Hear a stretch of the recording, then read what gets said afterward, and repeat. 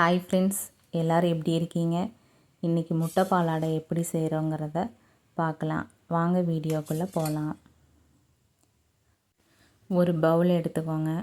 1 cup மைதா, 2 spoon அரிசி மாவு, 1/4 spoon உப்பு,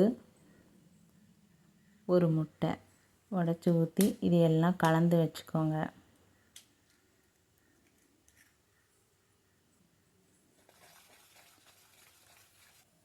அரை ஸ்பூன் சீரகம், 4-5 சின்ன வெங்காயத்தை போட்டு தட்டி எடுத்துக்கோங்க.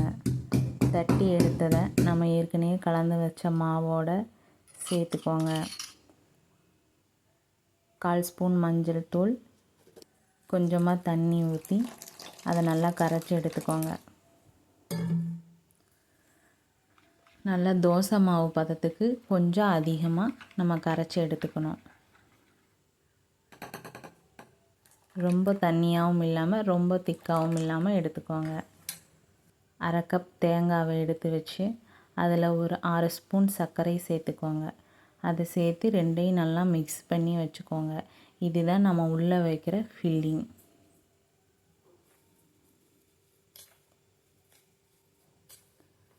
அடுப்பை பற்ற வச்சு ஒரு தோசைக்கல்லை வச்சுருங்க. நல்லா சூடானதுக்கப்புறம் நம்ம கரைச்சி வச்ச மாவை தோசையாட்ட ஊற்றிக்கோங்க. அதில் 1 ஸ்பூன் நெய் சேர்த்துக்கோங்க.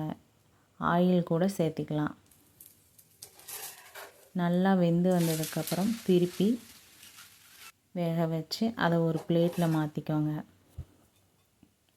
நம்ம ரெடி பண்ணி வச்ச ஃபில்லிங்கை எடுத்து அந்த தோசை மேலே ஒரு ஓரமாக வச்சு அந்த ஓரத்துலேருந்து அதை ஒரு சுருட்டு எடுத்துக்கோங்க. இப்படியே நம்ம பண்ணி வச்சுருக்கிற எல்லா தோசையும் எடுத்து உள்ளே ஃபில் பண்ணி எடுத்து வச்சு அது மேலே தேங்காய் துருவி கட் பண்ணி சாப்பிட்டிங்கன்னா முட்டை பாலாடை தயார். இது வரைக்கும் எங்கள் சேனலை சப்ஸ்கிரைப் பண்ணலைன்னா மறக்காமல் சப்ஸ்கிரைப் பண்ணிக்கோங்க. ஷேர் பண்ணுங்கள், லைக் பண்ணுங்கள். அடுத்த வீடியோவில் பார்ப்போம்.